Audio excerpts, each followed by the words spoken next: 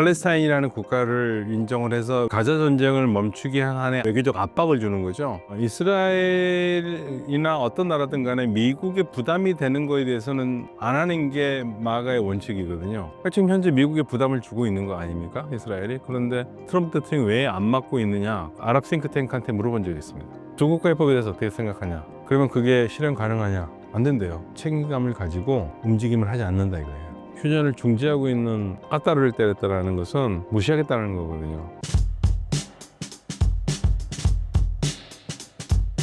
안녕하십니까. 서울대 유르멘 연구소에서 이슬람과 중동을 가르치고 공부하고 있는 박현우입니다. 최근 캐나다, 호주, 영국, 포르투갈이 팔레스타인을 국가로 추가 승인했습니다. 승인하게 된 배경을 알려주신다면요? 그러니까 무엇보다도 이스라엘이 전쟁을 멈추지를 않잖아요. 그래서 가자 전쟁을 멈추게 하는 압력으로 시작됐다고 봐야 됩니다. 영국 같은 경우에도 영국이 이제 그런 면에서 굉장히 그런 모습을 보여줬는데, 이스라엘을 막을 수 있는 방법은 지금 현재로서 미국이 안 막고 있으니까요. 팔레스타인이라는 국가를 인정을 해서 외교적 압박을 주는 거죠. 그럼 이스라엘이 더 하지 못하도록. 근데 뭐 이스라엘은 현재 팔레스타인 국가를 인정하든 안 하든 신경 안 쓰는 것 같아요. 언론에서는 이스라엘이 약간 발끈했다는 얘기 나오는데, 실질적으로 여러 나라가 팔레스타인 국가를 승인을 하고 있지만 팔레스타인이 국가로서 존속할 수 있을까, 시작할 수 있을까, 그 자체도 의문이기 때문에 현재로서 상징적인 의미가 더 강합니다. 트럼프가 EU 국가들이 팔레스타인 국가 승인을 취소하지 않으면 나토를 탈퇴하겠다 라는 초강수를 두는 이유는 무엇인가요? 미국은 현재 지금 이스라엘과 같은 결을 타고 있어요. 그전에는 사실 이스라엘이 예전에 그 바이든 행정부만 해도 이스라엘이 조금 도가 지나치다 그러면 압박하는 말도 하고 그랬었는데, 트럼프 대통령은 전혀 그러진 않고 있죠.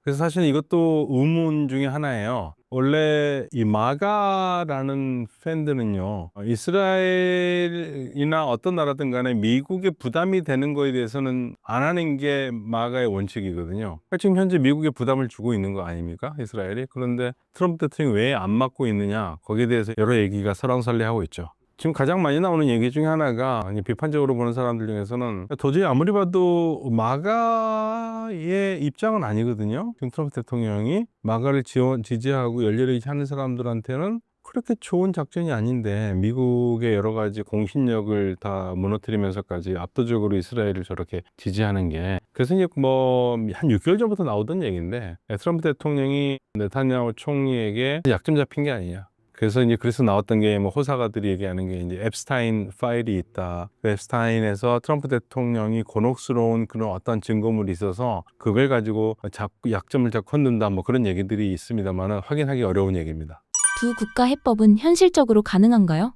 두 국가 해법은 간단해요. 이스라엘이라는 나라와 팔레스타인 나라 두 개를 만드는 거예요. 근데 이제 사실은 팔레스타인 나라를 만들 때 문제가 되는 건 뭐냐면, 팔레스타인 지역이 가자하고 요르단강 서안 지역으로 나눠졌는데, 이게 두 개가 연결되어 있지는 않거든요. 여기를 가려면 이스라엘을 거쳐서 가야 돼요. 그래서 이제 그 전에 트럼프 대통령이 제1기 때는 그 밑으로 터널을 파가지고 두 쪽을 연결한다, 그런 계획까지 갖고 있었거든요. 그게 어렵죠. 근데 지금 아무튼 이상적으로는 두 국가 해법, 투 스테이트 솔루션은 이스라엘 국가와 팔레스타인 국가를 두 개로 만드는 겁니다. 참 답답한데, 제가 2023년 10월 7일 전쟁이 난 다음에 그 해 12월에 카타르에서 회의가 있었습니다. 아랍 싱크탱크한테 물어본 적이 있습니다. 두 국가 해법에 대해서 어떻게 생각하냐? 가장 이상적인 해법이다. 그러면 그게 실현 가능하냐? 그랬더니 저는 된다고 그럴 줄 알았어요. 아랍 사람이거든요. 안 된대요. 왜 안 되냐고, 제가 깜짝 놀라서 왜 안 되냐고 물어봤더니, 말들은 많이 하지만 어느 한 나라도 강력하게 책임감을 가지고 두 국가 해법을 실현하기 위한 움직임을 하지 않는다 이거예요. 그래서 말로만 끝날 것이다. 그때 그 얘기를 했거든요. 근데 지금 2년이 지난 지금에서 지금 말은 많이 나오고 있습니다. 그러나 어느 나라가 어떤 식으로 두 국가 해법을 해결하겠다라는 게 없으니까 상징적인 선언으로 끝날 것 같아요. 안타깝지만. 팔레스타인 국가 승인이 상징적인 제스처에 그칠 것이라는 비판도 있습니다. 실질적인 변화를 끌어낼 수 있다고 보시나요? 아니요, 그러니까 국가로 승인을 한다 하더라도 유엔에서 승인할 수 있냐 이거죠. 그리고 지금 현재 국가로서 각 나라들이 개별적으로 승인을 하지만, 이스라엘이 저렇게 팔레스타인의 모든 것을 장악하고 있는 상황에서 어떻게 국가를 만들어요? 어렵죠. 예를 들면은 미국보다 더 강력한 나라가 등장해가지고 미국을 제압하고 이스라엘을 제압하면서 그렇게 강압적으로 할 수 있는 것도 아니고, 수많은 나라가 있지만 이 문제 해결책은 미국이 가지고 있는데, 그리고 또 유럽에서는 독일인데, 둘 다 이스라엘에 대해서는 전폭적으로 지지를 보내고 있잖아요. 어렵습니다. 두 국가 해법은 상징적으로 끝날 가능성이 커요. 팔레스타인 국가 승인 국가가 늘어나면 이팔 전쟁의 양상은 앞으로 어떻게 흘러가게 될까요? 아무 상관없죠. 이팔 전쟁에 아무 영향 못 미칩니다. 그러니까 예를 들면 팔레스타인이 국가로 성립될 만큼이나 강력한 국력을 어느 정도로 가지고 있으면 몰라도 그건 아니거든요. 군대가 있는 것도 아니고 여러 국가들이 심정적 지원을 하지만 실질적으로 할 수 있는 게 없기 때문에 지금 상황에서는 상징적으로나마 전 세계 많은 국가들이 팔레스타인 국가 건설을 지지하고 승인했다라는 그 사실 하나로 만족해야 될 것 같아요. 근데 우리나라도 못하고 있잖아요. 일본도 안 한다고 그러고요. 사실은 많은 분들이 잘못 알고 계시는 것 중 하나가 일본이 팔레스타인 문제에 굉장히 관심이 많은 나라입니다. 그 운동가들도 많고요. 일본이 이런 일 있으면 제일 먼저 할 나라 중에 하나예요. 근데 왜 미국과의 관계를 고려해서 안 한다고 그러잖아요. 우리도 아마 그러겠죠. 미국과의 관계를 고려해서. 동아시아의 두 나라, 한국과 일본은 팔레스타인을 국가로 승인하는데 동참하지는 않을 것 같아요. 그 정도로 어려운 겁니다. 지금 현재. 이 상황이 팔레스타인이 이슈가 되는 게 아니라 미국의 눈치를 봐야 되는 그런 상황들이에요. 그러니까 팔레스타인이 여러모로 인도적 지원이 있잖아요. 우리보다 훨씬 더 많이 해왔고요. 일본의 운동가들도 굉장히 많고 팔레스타인에 관심을 많이 보여왔어요. 그런 측면에서 이번에 일본이 미국과의 관계를 고려해서 팔레스타인을 국가로 승인하는 것을 보류하겠다는 것은 대단한 결정이죠. 현재 이스라엘과 하마스 각각의 상황은 어떤가요? 상황이라고 할 게 있나요? 이미 이스라엘의 압도적인 하마스 소탕 작전이 시작된 거고, 다만 이스라엘이 지금 조금 불안한 게 하마스가 이제 가자시티, 지금 북쪽에 있는 가자시거든요. 가자시를 지금 이스라엘이 치고 들어가고 있는데 지금 뭐 이스라엘 추정으로는 한 2,000에서 2,500명 정도의 하마스가 매복하면서 기다리고 있다. 그래서 이제 그런 부분에서 약간 속도 조절을 하고 있는 것 같아요. 그래서 바로 끝날 전쟁은 아니고요. 가자시를 소탕하는데 이스라엘 상황에서 소탕이죠. 이스라엘 시각에서는 이런 공격을 할 때는 글쎄요, 한 2달은 걸리지 않을까. 그러니까 9월, 10월, 11월쯤에나 가자를 완전히 장악할 수 있지 않을까. 가자시를요. 그러고 나서 끝나면 좋은데 또 끝나지 않고 내려갈 가능성이 있죠. 남쪽으로. 현재로서는 가자시티 점령이나 작전은 희생자가 있긴 하겠지만 이스라엘이 못 이길 이유는 없죠. 현재로서는. 이스라엘은 지금 사실은 극우파 정치인들은 아예 이참에 요르단강 서안 그다음에 가자까지 다 장악해가지고 완전한 이스라엘 국가를 만들고 싶어 해요. 근데 이제 가자는 그렇다 치지만 지금 요르단강 서안 지역을 병합하겠다고 얘기를 하니까 병합력을 한다고 그러면 지금 사우디아라비아도 아랍에미레이트도 그럼 가만히 있지 않겠다고 나오니까 이스라엘에게 압박을 주고 있거든요. UAE 같은 경우에는 아브라함 협정을 하고 있는데 아브라함 협정을 깰 수 있다는 얘기입니다. 그래서 팔레스타인에서 요르단강 서안 병합은 상당히 많은 문제를 일으킬, 외교사적으로 문제를 일으킬 그런 계획이에요. 근데 그 외에 뭐 가자 지역은 시간이 걸릴 뿐이지 압도적으로 군사적으로 밀고 가는데 이스라엘을 막을 능력이 가자가 없지 않습니까? 하마스가 하기 때문에 이건 시간 문제죠. 이번 결정으로 인해 대서양 동맹에 균열이 가고 있다는 분석이 나옵니다. 미국과 유럽의 관계는 앞으로 어떻게 될 것으로 예상하시나요? 뭐 어차피 트럼프 대통령이 나토에 대해서 기대치가 없기 때문에 유럽도 미국을 믿지 못하고 미국도 유럽을 믿지 못하고 그냥 뭐랄까요, 예전에 끈끈했던 관계는 더 이상 기대하기 어렵습니다. 그래서 미국도 각자 도생의 길로 가는 거고 유럽도 그렇고, 근데 지금 이제 유럽은 아무래도 미국의 눈치를 볼 수밖에 없죠. 여전히 미국이 갑이니까 그런 상황입니다. 그러면 예전처럼 바이든 행정부나 이럴 때처럼 끈끈하게 양측이 좋았던 관계, 그런 건 더 이상 존재하기 어려울 것 같아요. 이스라엘이 전쟁 목표 달성을 위해 주변국까지 무차별 공습을 감행하고 있습니다. 피해를 본 주변국은 어디가 있으며 각국의 생각을 말씀해 주신다면요? 뭐 이스라엘이 피해 받은 국가는 뭐 레바논도 지금 헤즈볼라 피해가 많고요. 시리아도 피해를 많이 받았죠. 그리고 이란도 피해를 받았고요. 근데 가장 최근에는 카타르죠. 하마스 근거지를 공격한다고 그래가지고 중동 지역에서 이스라엘이 전례 없이 지금 말썽쟁이로 등극하고 있어요. 그러니까 이거를 압축 할릭이라고 우리나라에서도 이번에 책이 걸프의 순간이라는 책으로 번역이 됐거든요. 이분을 제가 아부다비에서 만났을 때 이분이 그런 얘기를 하더라고요. 79년 이래로 이란이 장악해왔던 중동에서의 헤게모니는 사라졌고 이란이 남긴 빈 공백을 이스라엘, 튀르키예 그리고 걸프 국가가 지금 경쟁을 하고 있는데, 가장 눈에 띄는 현상은 그동안에는 이란이 중동에서 말썽을 일으켰는데 이제는 이스라엘이 말썽쟁이다, 그 얘기를 했습니다. 그러니까 그만큼 이스라엘이 지금 이곳저곳을 지금 공격하고 있죠.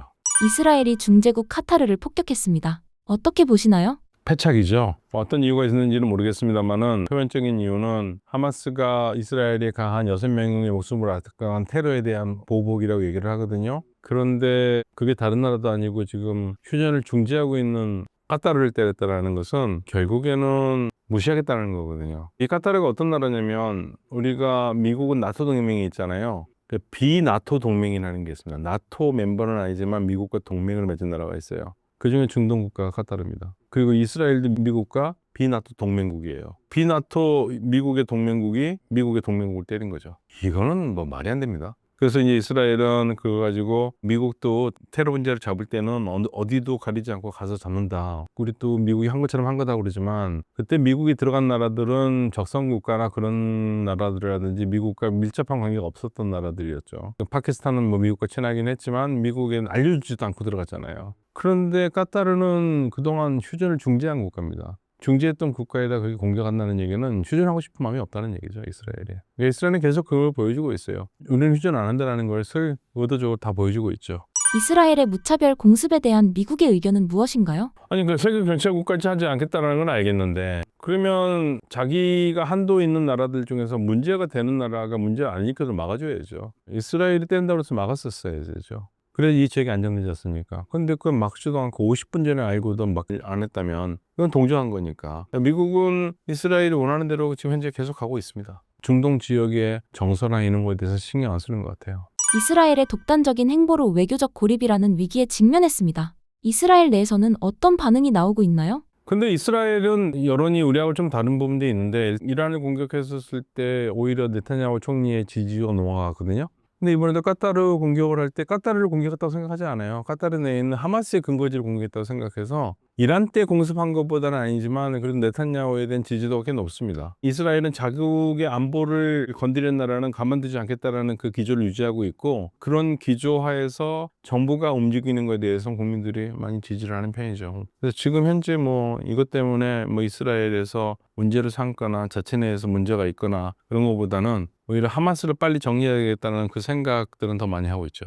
일각에서는 이스라엘의 행보가 네타냐후 때문이라고 합니다. 어떻게 생각하시나요? 아니, 저도 그 부분이 항상 궁금해가지고 이번에 이스라엘 쪽 친구들한테 물어봤는데 이스라엘 다 그렇게 생각한대요. 사법 리스크를 피하기 위해서 계속 새로운 전쟁을 해가지고 전선을 넓힌다. 그러니까 개인적인 이득을 위해서 공적 이득을 사용하는 거죠. 공적인 이익보다는 개인적인 이득을 더 앞세우는 거죠. 네타냐후 총리의 이러한 행보는 지금까지 변함없이 전쟁을 계속 이끌어가는 계속 전쟁 확장돼 왔거든요. 줄어드는 게 아니라. 이란의 공백을 두고 이스라엘, 튀르키예, 그리고 걸프 국가들이 새로운 경쟁에 돌입했습니다. 중동 지역의 새로운 질서를 주도할 가장 유력한 후보는 어디라고 보시나요? 현재로서는 뭐 트리키하고 이스라엘이죠. 군사력으로 보면 두 나라가 가장 앞서 있는 나라인데 트리키가 근데 이스라엘과 한판 붙기는 기억하기 어렵죠. 왜냐면 일단 어쨌든 간에 트리키는 나토 가입국이거든요. 그래서 전쟁이라는 것은 말들은 전쟁 얘기하지만 안 나는 게 제일 좋아요. 그런데 자꾸만 이스라엘이 카타르를 때릴 때도 하마스와 연관해서 때렸잖아요. 그렇게 하마스가 쿠웨이트처럼 숨어 있는 곳이 이집트가 되고 될 수 있기 때문에 그 다음 타겟이 뭐 이집트하고 튀르키예다라는 말까지 나올 정도로 이스라엘이 계속적으로 주변 국가를 때리고 있죠. 군사력으로 걸프 국가들이 군사력이 안 되잖아요. 뭐 이란이 빠진 공백을 걸프 국가와 이스라엘과 튀르키예가 경쟁한다고 그러는데 제가 봤을 때는 군사력 측면에 봤었을 때는 걸프 국가 지역의 군사력은 약해요. 오히려 다른 나라에 이어서 얹혀 살고 있죠. 지금은 미국이고요. 그러니까 미국이 만약에 빠진다 하더라도 걸프 국가들이 스스로가 자주국방이 어렵거든요. 더 발전한 나라들이 있으니까. 그래서 트리크는 그런 면에서는 상당히 고무적이죠. 왜냐하면 군대가 숫자가 많으니까. 교수님께서는 현재 세계 질서가 하트랜드를 둘러싼 패권 경쟁으로 재편되고 있다고 분석하셨습니다. 해당 내용을 전해주신다면요? 사실은 제가 분석한 건 아니고요. 20세기 초에 지정학의 대가라고 할 수 있는 맥킨더라는 사람이 하트랜드라는 개념을 가져왔어요. 하트랜드니까 이제 우리말로는 뭐라고 번역됐냐면 심장지대로 번역됐어요. 심장 번역. 거기가 어디냐면요. 지금 사실은 이제 러시아 소비에트 연방이 있었던 그 지역입니다. 여기를 장악하는 자가 궁극적으로 세계를 지배할 수 있다는 얘기가 되는 거예요. 그런데 그 이제 시점이 경계선에 있는 게 우크라이나거든요. 그래서 우크라이나를 치고 들어오려는 유럽과 나토와 이거를 막고 유럽 쪽으로 나가려는 러시아가 부딪히는 곳이라고 얘기를 많이 하거든요. 그래서 이 러시아 우크라이나 전쟁이 시작되면서 이 맥킨더의 심장지대 이론이 더 많은 부분에서 활성화가 됐어요. 근데 이 말이 꼭 맞는 건 아니겠습니다만은 현재 그런 시점으로 봐도 괜찮겠다는 생각을 했습니다. 워낙 지금 지정학적으로 여러 가지 움직이고 있거든요. 이 하틀랜드라면은 히말라야 산맥 북쪽, 서쪽으로는 볼가강 동쪽, 양쯔강 서쪽, 북쪽으로는 북극해 아래쪽. 지금 정확하게 소련의 영향력이 미쳤던 그 지역을 얘기해요. 여기를 장악하는 자가 세계를 지배할 수 있다고 그러니까 미국의 오랜 홍원도 이쪽 지역으로 러시아를 무너뜨린 거다. 그러니까 우크라이나를 공격의 포인트로 삼았던 것, 즉 러시아를 자극했다고들 많이 하는데 궁극적으로 러시아를 넘길 수 있는 거고요. 그리고 우크라이나를 넘어가면은 이제 하트랜드로 들어갈 수 있기 때문에 그 경쟁이라고도 얘기를 하고 있습니다. 그게 꼭 맞는 얘기는 아니지만 그게 워낙 러시아 우크라이나 전쟁과 함께 이 맥킨더의 하틀랜드 이론이 다시 한번 주목을 받고 있어서 언급을 합니다. 거기 이제 지하자원 같은 것도 많고요. 그다음에 교통으로 다 연결되지 않습니까?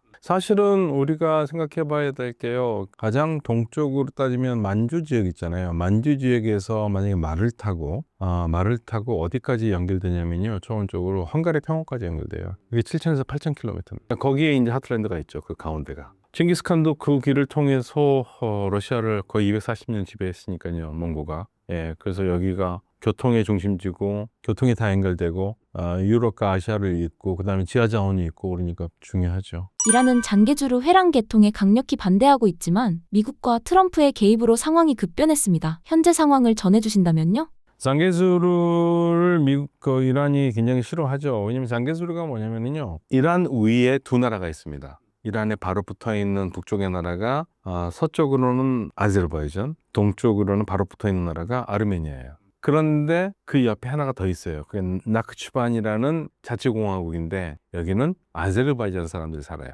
그러니까 아제르바이잔 사람들이 아제르바이잔에서 나크치반으로 가려면 반드시 아르메니아를 거쳐서 가야 돼요. 굉장히 힘들죠. 근데 그 거리가 직선거리 한 40km 되거든요. 뭐 어떨 때는 42km 오는데 그게 장개주르입니다. 장개주르 회랑이에요. 그래서 그 회랑을 만들면 아르메니아만 오케이 하면은 아제르바이잔에서 나크치반이 연결되고 그건 무슨 말이냐면 이 나크치반 공화국의 서쪽에 있는 튀르키예로 연결해서 튀르키예는 나크치반 공화국을 통해서 장개주를 통해서 아제르바이잔 통해서 카스피를 해가지고 중앙아시아로 갈 수 있잖아요. 소위 말해서 심장지대로 들어갈 수 있죠. 굉장히 중요한 라인이거든요. 근데 이란은 이거를 반대를 했어요. 이 라인을 만드는 걸. 왜냐면 이란의 상황에서는 이게 생기면은 더 이상 아제르바이잔에 대해서 할 말이 없어요. 그전에는 아제르바이잔이 이 라인이었기 때문에 이란 쪽으로 해서 자기 영토로 들어갔거든요. 그러니까 이게 생기면 이란은 그 루트가 없어져 버리잖아요. 그 루트가 있다는 것은 이란이 아제르바이잔을 좀 조물락자물락 할 수 있는 카드가 있는 건데 다 사라져 버리니까 이런 줄게 하나도 없어요. 그리고 두 번째로는 이게 막히면 이란이라는 나라를 40km에서 계속적으로 이란을 보면서 있을 거고 이란이 위쪽 거기를 통해서 위로 해서 아르메니아 위에 있는 조지아까지 가는 것도 막혀요. 그러니까 이란은 이걸 절대 반대하는 거죠. 그런데 트럼프가 끼어들어가지고 이 도로 이름을 이 양쪽에서 국제 번영과 평화를 위한 트럼프로라고 이름을 짓고 장개주르 회랑을 그래서 미국이 99년 동안 조처하기로 했고 그다음에 1,000명의 병력으로 이쪽을 지키기로 한 겁니다. 미군이 들어가는 게 아니고 정규군 미군이 아니고 용병. 그전에 러시아가 우크라이나 전쟁할 때 용병을 썼잖아요. 자국군 쓰면 이게 국제적으로 문제가 되니까 이들이 여기를 지키겠다는 거죠. 관리가 있다는 거죠. 그냥 그렇게 되면 무슨 문제냐? 이게 말이 무용로죠. 이란의 상황에서 보면은요, 이 통로를 통해서 미국이 들어오고요, 이스라엘도 들어올 수 있고요. 그럼 어떻게 됐습니까? 이란은 북쪽에서 포위하는 거죠. 그래서 이란이 무슨 수단을 해서 막겠다고 얘기를 했는데 제가 그 말을 듣고 내가 혹시 모르는 수단이 있어서 막을 수 있을까? 아무리 찾아봐도 막을 수 있는 방법이 없어요. 왜냐면 이게 이란 땅에 있는 땅이라면 그러겠지만 이란 땅이 없거든요. 그러니까 실질적으로 이란이 굉장히 엄포를 놓긴 하지만 할 수 있는 건 아무것도 없다. 그리고 이게 만약에 열리게 되면 이란으로서는 압박이 더 심할 수밖에 없다. 그런 생각 듭니다. 러시아는 장개주르 회랑 개통을 찬성했지만 미국이 개입하면서 러시아 역시 난처한 상황에 부닥쳤습니다. 러시아가 하트랜드에서 밀려날 경우 향후 중앙아시아 및 중동 정세는 어떻게 흘러갈 것으로 전망하십니까? 난처했죠. 왜냐면 원래는 아르메니아, 아제르바이잔이 화해를 하고 터키가 끼어들어가지고 장개주르 회랑 만드는 것에 대해서 러시아가 반대하지 않았습니다. 이번에 미국이 들어오는 것도 대놓고 반대하지 않는데 조금 걱정하는 부분들이 있어요. 왜냐면 회랑이라는 게 경제회랑 하면 경제적인 활동을 하는 거 아니잖아요. 사람이 들어올 거고 이게 무기가 들어올 수도 있고요. 그래서 제가 중앙일보에다 글을 하나 썼었는데 지난달에 이게 전쟁로라는 얘기예요. 미래 전쟁의 길이라는 얘기죠.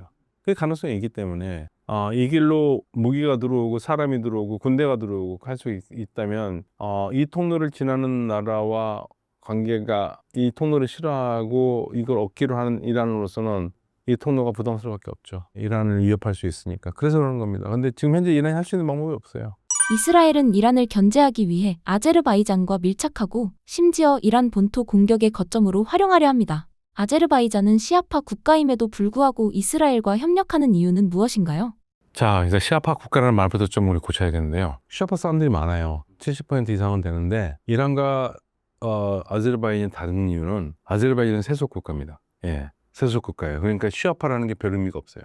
그리고 왜 이란과 아제르바이잔 사이가 안 좋느냐? 아제르바이잔이 이란과 붙어 있다고 그랬잖아요. 북쪽 국경 맞대고 있거든요. 그러니까 아제르바이잔 남쪽 국경이 이란의 북쪽 국경하고 맞대 있어요. 그러면 이란의 그 국경에 사는 사람들 누가 살까요? 거기는 이란의 아제르바이잔 주입니다. 아제르바이잔 사람들이 살아요. 이란 인구 중에서 한 20% 이상이 아제르바이잔 사람들이거든요. 그럼 벌써 거기 한 2천만이 넘어요. 그런데 이란이라는 예를 들면 주식회사라면 이 사람들이 주식회사의 지분을 가지고 있는 주주들이에요. 우리는 여기서 살겠다 하고 이란에서 있었는데 근데 모든 이 아제르바이잔 사람들이 거기 행복한 거 아닐 수 있지 않습니까? 나는 우리 위에 있는 우리 동족들과 나라를 하나 같이 만들고 싶은데 그 아제르바이잔도 그렇고요. 그래서 이 독립운동에서 일어나거든요. 아제르바이잔이 그 뒤에 배후로 작동할 수 있다고 계속 생각을 하고 있는 거고 이란과 아제르바이잔은 사실 좋지는 않습니다. 겉으로는 문제없이 보이는 것 같지만 속으로는 사이가 안 좋고요. 이란은 언젠간 한번 아제르바이잔을 때리고 싶은 나라이기도 해요. 근데 그게 그렇게 싫어하는 이유 중에 하나가 그 무엇보다도 이 나라가 이스라엘과 친합니다. 이스라엘에서 무기를 받고 그다음 이스라엘은 아제르바이잔의 공군기지를 이용해가지고 이란을 공격하는데 최적의 장소거든요. 그러니까 이란으로서는 아제르바이잔이 거북스러운 존재죠. 러시아와 중앙아시아 그리고 중동 간의 관계는 어떤가요? 러시아가 중앙아시아에서는 그렇게 관계 나쁘지 않습니다. 왜냐면 러시아가 독립해가지고만 우리는 러시아에게 싸우겠다 그런 나라는 없거든요. 이란과 러시아의 관계는 좀 대면대면해졌어요. 전략적인 관계는 비슷하죠. 미국은 맞는다. 그런데 예를 들면 미국과 친한 이스라엘의 공격을 이란이 당하면 그러면 러시아가 이란을 도와줘야 되잖아요. 근데 러시아는 이스라엘과 관계가 나쁘지 않습니다. 예, 그렇기 때문에 러시아는 줄타기 외교를 잘해요, 현재로서는. 그러니까 미국하고도 지금 사이 그렇게 나쁘지 않습니다. 근데 이란과 이스라엘 싸울 때 많은 사람들이 이란을 도와줄 거라고 생각했지만 안 도와줬어요. 안 도와준 이유를 푸틴 대통령이 그런 얘기를 했죠. 러시아에 유대인들이 많은데 한 200만 명이 지금 이스라엘에 살고 있거든요. 그러면서 이스라엘은 실질적으로 러시아어 사용 국가다라고 얘기할 정도로 그런 점을 고려하기 때문에 러시아가 이란과 아무리 친해도 이스라엘에 해코지를 하거나 그럴 나라는 아닙니다. 그래서 이쪽 지역에서 러시아가 일종의 힘을 가진 나라로서 주변 국가들을 좌지우지할 수 있는 강력한 강대국 세력이죠. 이란이 유엔 제재 재개 땐 IAEA와 협력 중단하겠다라고 선언했습니다. 유엔 제재에 민감하게 반응하는 배경은 무엇인가요? 유엔 제재를 하면 이란 경기가 더 힘들어져요. 지금까지 뭐 제재를 했어도 살아왔긴 했지만 또다시 제재를 한다는 얘기는 이제 그나마 좀 팔고 있었던 것이 다 막힌다는 얘기가 되거든요. 그러니까 이란은 제재만큼 피하고 싶죠. 피하고 싶고 그리고 이건 이란 입장에서는 말이 안 되는 겁니다. 왜냐하면 협상을 해서 풀 수 있는 문제라고 생각을 하는데 유럽 국가들이 제재로 압박하면서 지금 협상장에 나오라고 밀어내고 있거든요. 근데 협상에 나온다 하더라도 뭐 미국이 꿈쩍도 안 하고 있으니까. 그래서 이란으로서는 어떻게든 제재를 피하고 싶은데 그렇기 때문에 거기에 대해서 목소리를 크게 낼 수밖에 없는 상황입니다. 제재가 풀린 상태가 아니잖아요. 그냥 최소한의 경제 활동은 몰래 하고 있는 거고 근데 그게 본격적으로 할 수 있는 게 아니기 때문에 굉장히 나빠질 수밖에 없습니다. 핵 협상이 결렬될 경우 이스라엘과 이란 간의 2차 전쟁이 발생할 가능성은 어느 정도라고 보십니까? 저는 그 가능성이 높다고 봅니다. 제 의견뿐만 아니라 중동에서 회의를 가지고 여러 사람들이 물어봤는데 다들 사실은 핵 협상이 잘 안 될 거고 결국에는 이란 핵을 다 없애려고 하는 이스라엘이 가만두지 않을 거고 그래서 전쟁이 다시 날 것이고 2차 전쟁은 1차보다 훨씬 더 강도가 셀 것이다 라는 얘기들을 많이 해요. 전쟁이 안 났으면 좋겠는데 그 말을 들은 이상 그 말을 전달하지 않을 수가 없죠. 그래서 지금 상황은 전쟁이 날 것이다 라고 보고 있는 상황인 것 같습니다. 이미 방공망이 무너진 이란, 2차 전쟁이 일어나면 어떤 결과가 예상되나요? 그러니까 방공망은 회복하기 어려울 것 같아요. 방공망 어디선가 들어가야 되는데 러시아 방공망 도입하기가 어렵고 그러면 지금 중국 걸 갖고 들어오겠죠. 근데 지금 확실히 재미있는 현상 중에 하나는 GPS 걸 더 이상 미국 걸 쓰지 않습니다. 중국에 의존하겠죠. 아니면 이란 스스로가 만들거나 지금 현재로서는 미국 걸 쓰지 않기로 했고요. 중국과 아마 일치가 되는 것 같고요. 공군기도 들어와야 되는데 지금 만약에 전쟁을 한다면 언제 할까? 글쎄요. 어떤 중동에서 전문가들은 12월 말이나 1월 달이라고 얘기를 해요. 빠르면 12월 달도 할 수 있다. 근데 오늘 뭐 이스라엘의 장관이 이란과의 새로운 전쟁을 하지 않는다고 했지만 그 얘기를 듣고 제가 성일강 교수한테 다행이다 그랬더니 성일강 교수 뭐라는 줄 아세요? 이스라엘 장관 말을 믿으세요? 예, 그러니까 이게 워낙 서로 섞어서기 하니까 두 번째 전쟁은 굉장히 더 셀 거라고 얘기들 많이 해요. 1차하고는 다를 거고 이란이 방공망이 없으니까 쏟아 부어야겠죠. 탄도미사일을 가지고 있으니까. 그래서 만약 이란이 이룰 수 있는 방법은 탄도미사일을 완전히 쏟아부어가지고 이스라엘이 정말 무기력화가 되는 거거든요. 그러면 비행기가 못 뜨니까 그렇게 끝나느냐. 근데 카타르에 있는 미군 기지는 어떻게 할 건데요? 미군이 기지를 유지했기 때문에 미군이 이스라엘 도와준다고 또 밀릴 거 아닙니까? 그래서 사실은 다시 전쟁을 하면 이란이 감당하기가 좀 어려울 거예요. 제 생각에는. 근데 뭐 이스라엘도 감당하기 어렵지만 다시 전쟁하면 이란의 가장 큰 문제점은 방공망이 무력화가 됐으니까 그게 이제 어렵죠.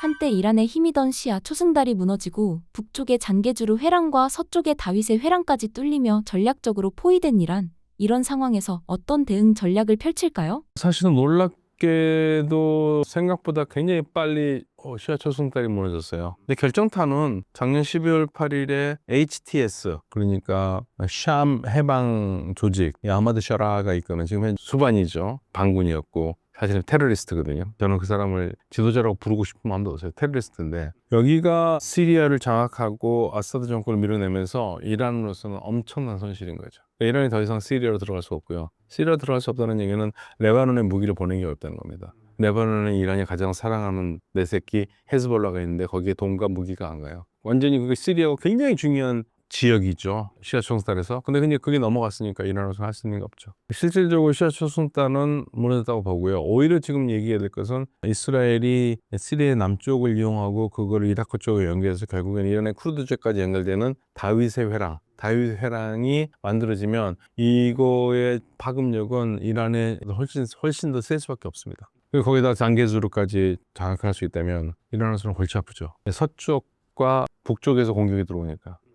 이란 내부의 변혁의 조짐은 어느 정도인가요? 쉽지 않습니다. 그러니까 이란에서는 계속 대문은 많이 나요. 이란 사람들이 굉장히 항의를 잘 할 줄도 알고. 그런데 제가 통계치를 좀 봤어요. 그 서양에서는 막 이란에서 데모가 난다고 그러지만 총 데모한 사람들이 다 합쳐서 1,100명 정도밖에 안 된다. 이런 보도들이 많이 있어요. 객관적으로 이렇게 기록을 뽑아내는 데에서는. 그러니까 이란에서는 분명히 시위는 항상 있어 왔습니다. 그런데 지금 더 특별히 과거보다 훨씬 더 뜨거워가지고 많은 사람들이 길거리 나와서 혁명적인 분위기냐? 그건 아니거든요. 그래서 현재로서는 시위를 통해서 민중의 행명으로 이란의 변화를 바란다라는 것은 그건 어렵습니다. 그거는 사실은 기대하기 어렵고요. 그리고 언론에서 이 이란에 대한 나쁜 소식들은 이란 체제를 바꿔야 된다고 하는 그런 언론사들에서 의도적으로 나오거든요. 더 많이. 우리가 좀 새겨들어야 할 필요가 있습니다. 진짜로 그런 만큼 파장이 있느냐. 제가 파악하기로는 지금 현재 일어나는 데모가 이란 정세에 큰 영향을 주면서 엄청난 파장을 줄 수 있는 그런 것들은 아니에요.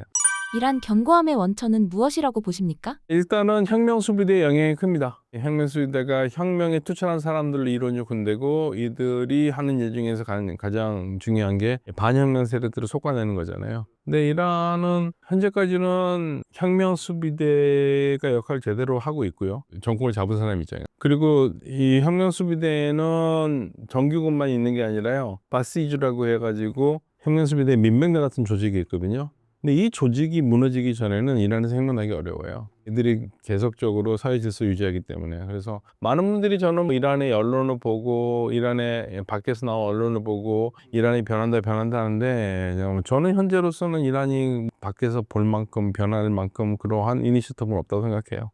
전문가들은 이란 이후의 중동을 논합니다. 만약 이란이 패권을 잃는다면 중동의 새 패권 경쟁은 어떻게 전개될까요? 사실 뭐 이란을 제외해서 새로운 질서를 얘기한다는 것은 아랍에미레이트의 칼리 교수의 의견이고 그다음에 이스라엘의 의견이기도 합니다. 근데 저는 이란이 그렇게 쉽게 제어될 수 있는 나라가 아니라고 보거든요. 그런데 만약에 이제 그런 말들대로 지금 이란의 능력이 반감이 돼서 더 이상 주변에 위협이 되는 것은 아니라 할지라도 뭐 이란을 완전히 대체할 수 있는 나라가 있나요? 결국에는 저는 이란은 여전히 변수로 살아 있고 거기에 이제 트리키에 이스라엘 그다음에 걸프 지역의 국가들이 숟가락을 얹어 놓고 얘기를 하겠죠. 그래서 이란의 힘이 완전히 빠졌다고 보기는 힘듭니다. 현재로서는. 이란의 힘은 어디에 있다고 보십니까? 이란의 힘은 제가 봤을 땐 그 문화라고 봅니다. 그리고 오랫동안 축적된 전통에서 이란 사람들이 가지고 있는 자기 문화에 대한 자부심, 그리고 어쨌든 간에 제국을 움직여 봤던 그 노하우, 이런 것들이 있어서 외교도 잘하고요. 근데 이제 물론 지금 현재로서는 외교의 기법을 써서 잘한다 할지라도 뭐 트럼프 대통령이 워낙 지금 뭐 랜덤하게 가고 있기 때문에 이란이 어려웠지만, 그러나 이란은 기본적으로 오랫동안 스테이트 크래프트라고 그러는데 국가를 이끌어가는 운영하는 기술들을 많이 파악을 했고 그거를 활용하고 있기 때문에 이란이라는 나라가 그렇게 생각보다 쉽게 무너질 수 있는 나라는 아니라고 봅니다.